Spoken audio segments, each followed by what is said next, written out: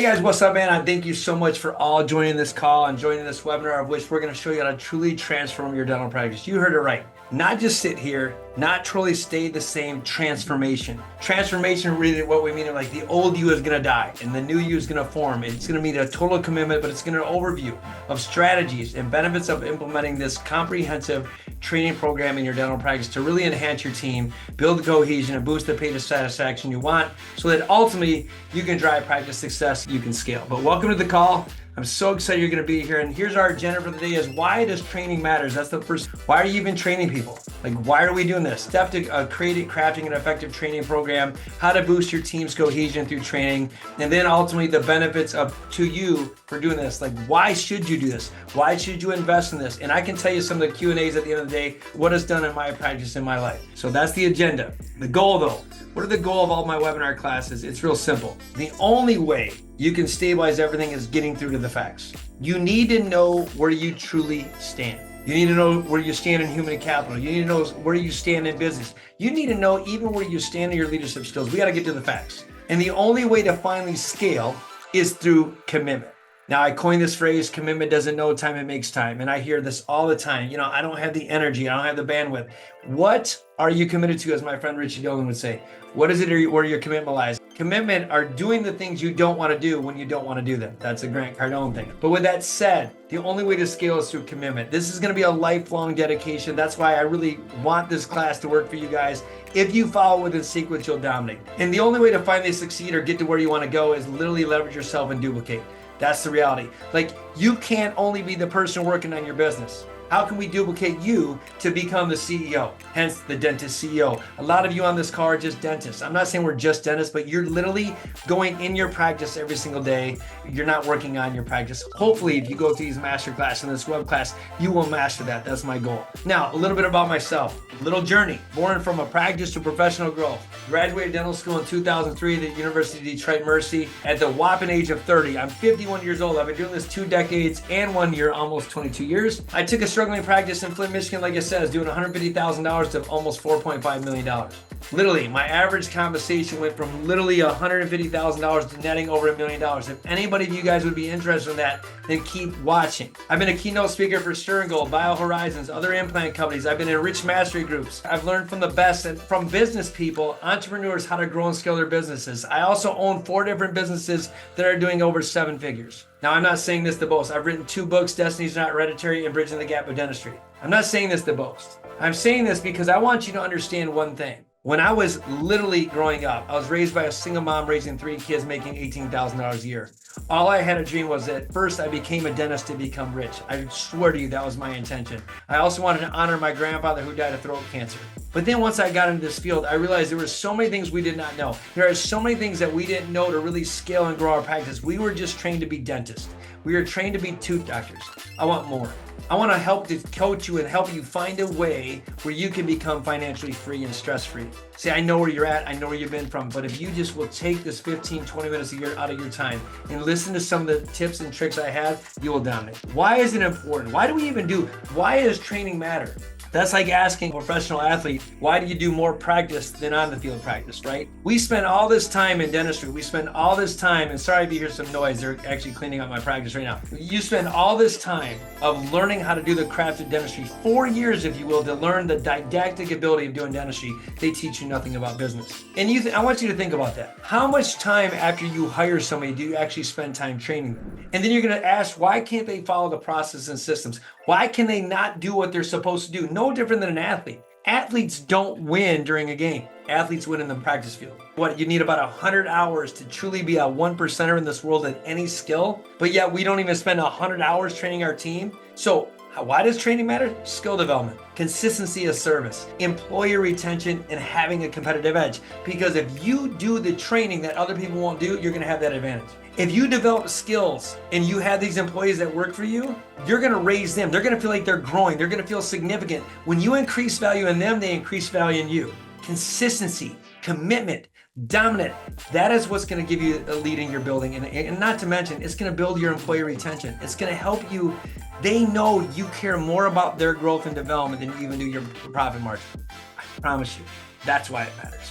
So why are these the benefits of training staff properly? Like, what are they? I told you, if you have a team that's cohesive, if you have a team that has skill development, if you have a team that's going to run properly, it's going to improve patient satisfaction. They know that they're in the right place. They know that they're doing what they want to do. They know that they have a team that knows what they need and they're well versed and trained. Like, it's no different. Like, we're dentists. We do surgeries on people's mouth. Could you imagine going to a place where they weren't trained properly? Like, could you imagine actually think about that? Put yourself in the patient's mind. Opening up your mouth, it seems like it's chaos in the room. It's already anxiety, where if I went like this to you, even in the camera right now, you guys are going to want to move back because I'm too close to your personal space. So here we are. We don't even have a properly trained team. We just they graduate, they get this credential that we think they've graduated from the highest of honors, whatever, because they all lie. They don't have any skill set. They don't know our core values and principles. They don't even know how to transform instruments in front of the patient. They don't know how to talk and communicate. And then we wonder why the patient's not happy.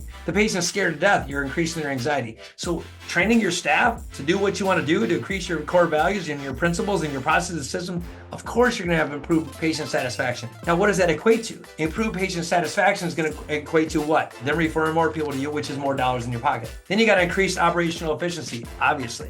The more in tune you are, the more in line you are, and you are like the yin and the yang, the perfect you are. A good example is my office manager, and I stole them from Tropical Smoothie. I always say this as my disclaimer. I hire talent. I don't hire people with credentials. I hire talent. But with that said, that's a different conversation for today. But him and I are so well trained to each other of how we speak that you would not know if it was me speaking or him speaking other than the sound of our voice. Like, he can talk to a patient exactly the same way I can. Why? I train him to do it. He is now me. I am now him, or vice versa. So you're going to have increased operational efficiency. You're going to get more people to say yes because they can see it as a well-oiled machine, right? There's no chink in the armor, if you will. You're going to have enhanced employee engagement, because if we're all streamlining, we're all feeling good, what happens in life? Less anxiety with the patients, less anxiety during the procedure. Everyone's engaged. They feel like they're a part of something bigger, which is ultimately going to bring the stronger team collaboration. I promise you. When you invest in other people, you will see a scale of your practice that goes differently. It is no different when I was doing it. When my practice was doing the 150, when my practice was doing $600,000 a year, it was all about me. It was all about me being the dictator because I was a doctor. I thought they should do something. It was all about me. I was the guy that was more of a dictator, just like some of you are. You will sit there, and we all do this. We all had this in us. We think if we graduate, we're a doctor, they're just supposed to do what we ask them to do. But yet, sometimes they don't do what we ask them to do because they're not even trained or even know what it is that we want them to do because we don't train them. So like in 2016, I had to make a decision. It's 2024 right now. At this time in 2016, my practice was doing $1.2, $1.4 million. And I decided this isn't going to cut it. Like, this isn't what I've envisioned for my life. This isn't going to happen. So I started to invest in who is it that I have to become to grow and scale. So I started training and reading books and hiring coaching and literally doing and training myself before I could train my team. Now, I worked on myself, and now I wrote characteristics. Who is it that I must become? I must become a leader. Well, there's different types of leaders. I didn't want to just be a leader that people follow. I chose to be a servant leader, somebody that serves other people outside of them. And last week I talked about there's a get rich business and there's a be rich business. Get rich is I'm going to have a product and I just want to make as much profit as possible, have no impact in the world. Be rich is I'm going to do the right thing, become a servant leader and train other people and service other people, and then money comes in. That's a be rich. You want to be in the be rich business. You want to make a lasting impact and get money in the backside. That's awesome. But in 2016, I started dressing differently. I started behaving differently. But most importantly, which I want you to get this, it wasn't until, I'm going to say this number, which is insane. I spent $150,000 in training my staff within that year, that my practice in that same year grew 10x. Now, I'm going to ask you a question. Does training matter? If I told you you could spend $150,000 and you can increase your revenue by $1.5 million, like, who wouldn't? Like, that's insane. That's better than any stock market. So yes, training matters, because now when I started training them to become better, I started weaponizing them with the processes and systems that I knew would catapult them. They then wanted to return the favor and raise it up to them, because a pig gets slaughtered in the end. It can't always be about you. Just like it can't be just about you for your patients. There's got to be a transaction and something you got to ask yourself. If I wanted to be a great coach, because really we're coaches, or ready, we're the CEOs of our company, which I hope you are watching this. The CEO trains their team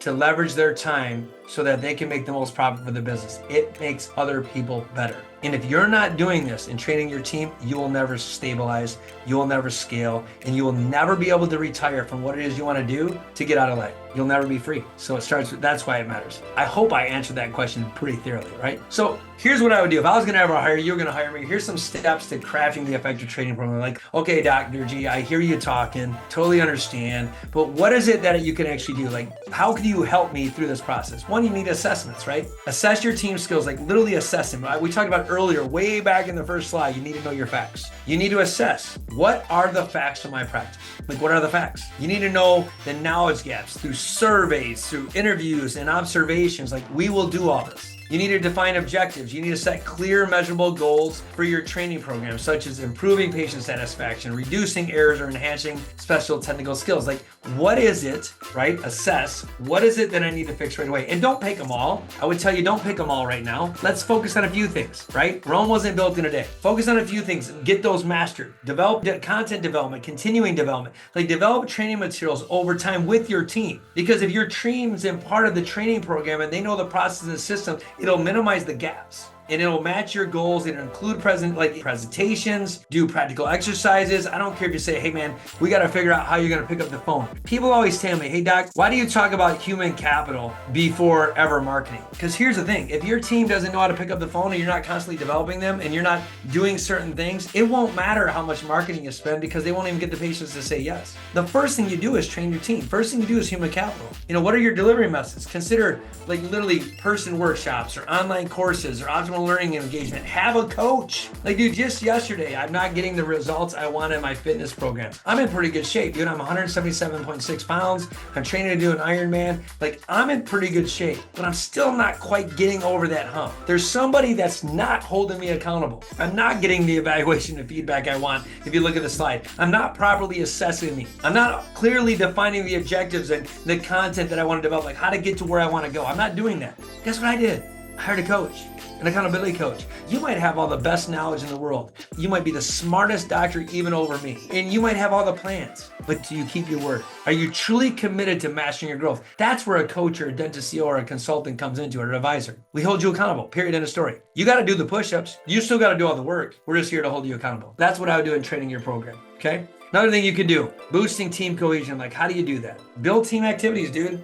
First of all, you got to establish trust in a stronger bonds. It could be laser guns. It could be paintball. It could be exercising. It could be anything. Going to crumble cookie, for God's sakes. It could be anything. And then what I did, this cross training is huge. And I would encourage everybody to do this. This will be the only nugget I'll tell you. Cross train them. Make them multi-facet. If you have an office manager, she better know everything in the building. The first thing that made me, I think, a successful dentist is I did every single thing in the dental office, from sterilization to assisting, being a hygienist, for being an ortho assistant. Like, I've done it all. Front desk person, I knew what the mindset was. That's why when you cross train, when they can do roles and they can flip flop roles, it's going to promote a different mindset. It's going to promote, they know what everyone else is going through at the time, and it's going to really have that cross training is going to scale your practice. Because remember, you don't want to be reliant on one person. If one person calls in sick, you got to have that team so well trained that they can do that. Communication skills development. Train your employees in active listening. So many times, as I'm doing right now, it's just blah, blah, blah, blah, blah. Everybody wants to say certain things. They just want to say certain things over time and hope that they hear them. Are you really listening? That's probably one of my weaknesses. Like, if I was going to be honest with you,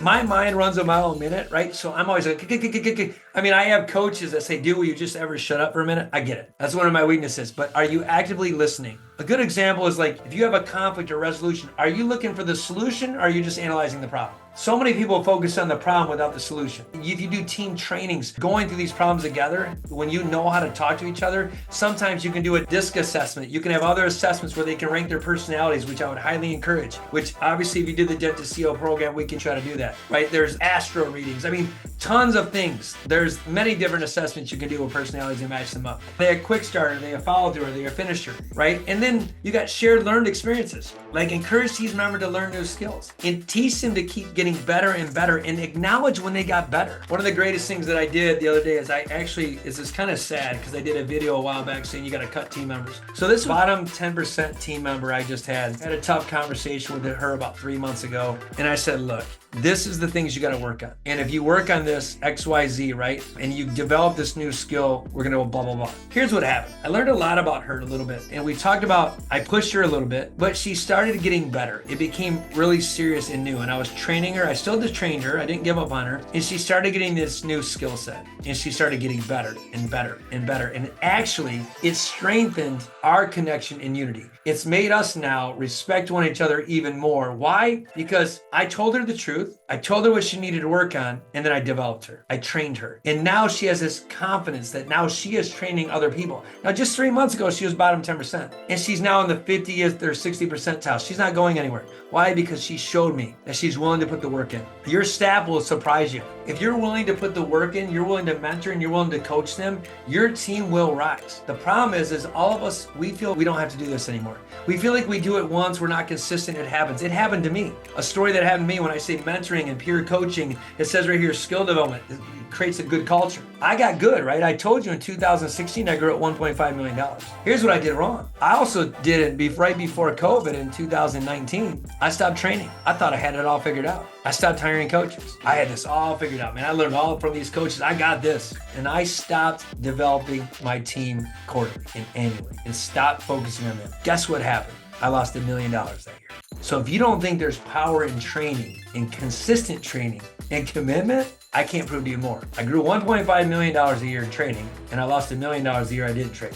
Now, the good news is I'm back to where I was going even during COVID.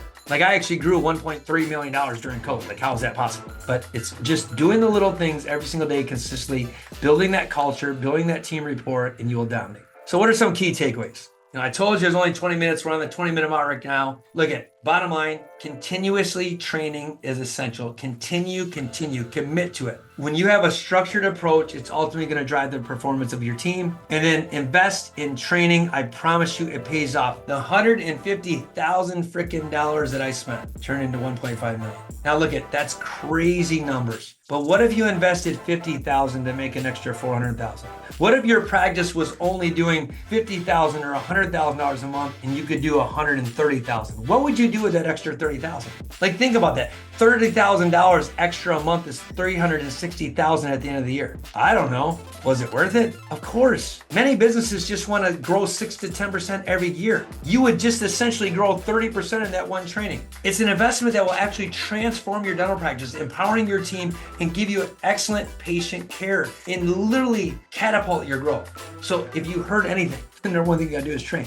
Train yourself, train your team. And what is your game? If I asked you, what game do you want to play? Could you even articulate it? Could you tell me where you want to be 1 year from now, 2 years from now, 6 months from now, 5 years from now? What specific goals or objectives do you have in mind of your practice or your journey? Like, what are you looking to accomplish? Why do you do it? What is your why? What is your purpose? What are the key facts or details you need to focus on to achieve those goals? How can we get there? How do you set targets? I didn't say goals, I said targets. From different time frames, from a month, 6 months, a year, 5 years, 2 years. Like we think so small. I think that word small, it drives me crazy. We are considered small business. And we have a mindset that we're just small business people. We're small business owners. Really? Small business owners that can net over $1 million a year? Why? Because we're not a $100 million company, we're considered small? Well, I don't know. Small changes can have a big impact. Small focus or laser focus can have a big impact. Small investments can have a huge impact. I think of $150,000 as investing as now small, seeing it generated $1.5 million. I don't know to you. My mind says $1 million isn't small business anymore. How do you look at things? How do you treat things? Do you even know your targets? I can help you. So what I want you to do, the next steps are really clear. Get clear on where you want to go. Get aligned and clear where you want to go and what you need about your dental practice. I want to give you actionables that you can literally implement right away. Start seeing immediate results after you leave with what to do next. It's really simple. You need to start it. Go to thedentistceo.com/ I say hashtag book now. Book a consultation with me. Just book a consultation and a conversation and you'll receive a 90-day action plan. An action plan of which will literally transform your life. Just in the last year alone, I've had 15 dentists take me up on this offer, and every one of them just took their, in literally the first one sentence, I'll leave you this one nugget. This one nugget, trust me, I'm worth the conversation. This one nugget, this one question will increase your sales tomorrow by literally 50%. You're gonna get more patients say yes by one question. Now, could you imagine what I could do in 90 days? Are you ready for the question? Okay. Get really close. Write this down. Like really write this down. Ready?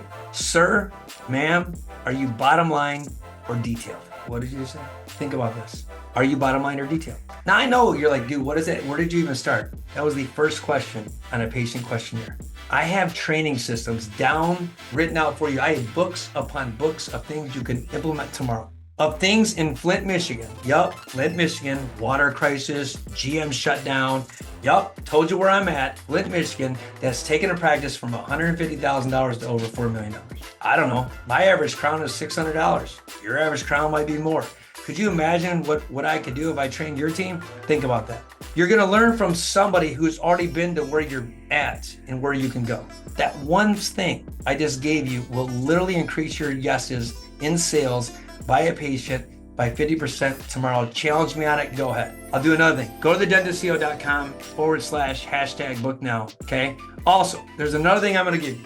Go to thedentistco.com/analyzer. This is a system, a little survey I created. We talked about training your team. A survey that my team and I created and how to truly analyze where your practice is. Literally, how much should you be making per employee and how much you should be making per operatory and how much you should invest in and what are the things you can change tomorrow to catapult your results. You just gotta take an analyzer, do 3 minutes of your time. No money asked. Literally, thedentistco.com/analyzer. Costs you nothing. Dude, if you're not willing to invest in free, if you're not willing to get free done, if you're not willing to set up a conversation for free, you're right. I don't want to work with you. And you're going to be in the same situation you were at yesterday, which is exactly where you're at the last 10 years. So if you've had this figured out already, then it's simple. You wouldn't be on this call. We all need coaching. I grew my practice by coaching. And I'm so passionate about coaching that I decided to give people all the information I've had that I've created over 2 decades. All the information that I have